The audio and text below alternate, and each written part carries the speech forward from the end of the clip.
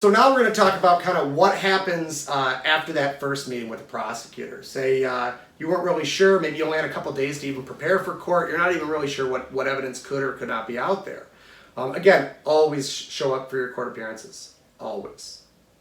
You never lose credit for showing up. And you always get the opportunity to at least see what the conversation is developing into. If, for example, when I meet with the prosecutor, he says, you know, Mr. Kelly, I hear what you're saying. I appreciate the fact that the family's on board with this, but I still see a crime here. And maybe, you know, this person is not their first offense. Maybe they did have something else when they were younger or before, or something collateral. You know, how does that affect the case? Well, we could be talking about then using legal means to create the type of result that we want. What I'm getting at here is a motion, essentially. Filing of a motion is a request for the court to examine facts or evidence surrounding an investigation, arrest, or prosecution that you believe will be detrimental to proving this person's guilt beyond a reasonable doubt. Now, at a motion, the standard of proof is not beyond a reasonable doubt. It is much lower. They really only need to show, it's more likely than not, that this was committed, and that more likely than not that it was you that committed it.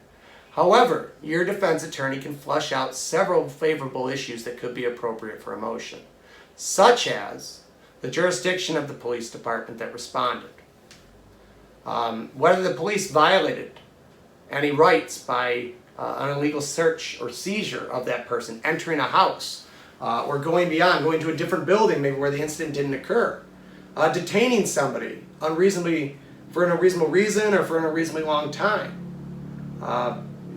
Other issues such as how the police maybe have handled themselves. Always paying attention to how many police officers there, how many police cars there, what time of day is it, how is that person dressed, are they given much choice, does the officer advise them of certain rights, and does the person have the opportunity to consult with their own attorney maybe before questioning or answering any questions from the police.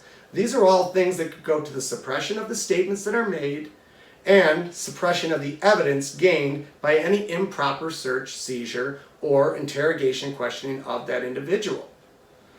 So we want to be looking at evidentiary issues here, and we also want to be looking at, you know, the conduct of the officers overall. And I'm not saying it's going to have to be a slam dunk winning argument, but again, this is another way to continue the conversation of trying to work this case out the best way. And even if you lose your motion, you still get credit for showing up and challenging those issues. Because ultimately, if you're going to plead guilty to something or you're going to be sentenced, you know, as a conviction on some sort of crime, you better know that you've done everything in your possible power to resolve it short of just accepting that consequence. Because even if you desire to take responsibility, you're not always thinking and forecasting, what does this mean for me 5 years down the road from now, 2 years down the road from now? What if I got that job in Virginia that requires clearance for the Navy base? I didn't think about that right now. That's why you need a lawyer who's willing to think about all those things for you before you make a hard and fast decision to change your life for good.